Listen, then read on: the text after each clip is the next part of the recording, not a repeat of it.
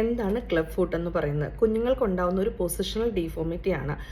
കുഞ്ഞ് ജനിക്കുന്ന സമയത്ത് ഈ കാലുകൾ ഉള്ളിലോട്ട് വളഞ്ഞ് തിരിഞ്ഞ് ആണ് ഇരിക്കുക. ഇത് ആ മസിൽസിൽ നമ്മുടെ ബോണിലേക്ക് അറ്റാച്ച് ചെയ്യുന്ന ടെൻഡൻ കുറച്ച് ഷോർട്ട് ആയിരിക്കും, സ്റ്റിഫർ ആയിരിക്കും.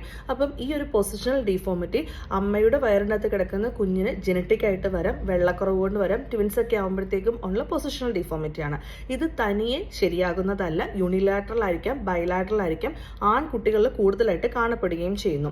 ഇങ്ങനെ കാണുമ്പോൾ നമ്മളിത് പ്രോപ്പർ ആയിട്ടുള്ള സർജിക്കൽ കറക്ഷനാണ് ചെയ്യുന്നത്. കുഞ്ഞ് നടക്കാൻ ആവുന്നതിന് മുമ്പ് ഇത് ചെയ്തില്ലെങ്കിൽ കുഞ്ഞിന് മുമ്പോട്ടുള്ള കാര്യങ്ങളിൽ ബുദ്ധിമുട്ട് വരികയാണ് ചെയ്യുന്നത്. പ്രോപ്പർ ആയിട്ടുള്ള സ്ട്രെച്ചിങ്, സീരിയൽ കാസ്റ്റിങ്, ആ ടെൻഡിന് വേണ്ടിയിട്ട് ചെയ്യുന്ന സർട്ടൻ സർജിക്കൽ പ്രൊസീജിയേഴ്സ്, അതിനുശേഷം സ്പെസിഫിക് ആയിട്ടുള്ള ബ്രേസസ്, ഷൂസ് ഒക്കെ ഉപയോഗിക്കേണ്ടി വരികയും ചെയ്യും. ഇത് സിസ്റ്റമാറ്റിക് ആയിട്ട് ഓർത്തോപീഡിയൻ പറയുന്നതിനനുസൃതമായി നമ്മൾ ചെയ്യേണ്ടതാണ്.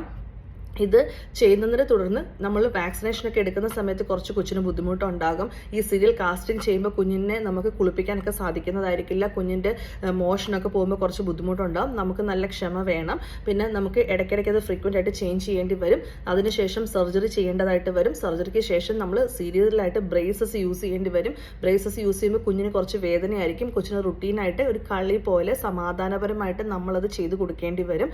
സിസ്റ്റമാറ്റിക് ആയിട്ട് സീരിയലായിട്ട് ചെയ്യുകയാണെങ്കിൽ കുഞ്ഞിൻ്റെ കാൽപാദങ്ങൾ നോർമലായിട്ട് ആയി കിട്ടുകയും ചെയ്യുന്നതാണ്.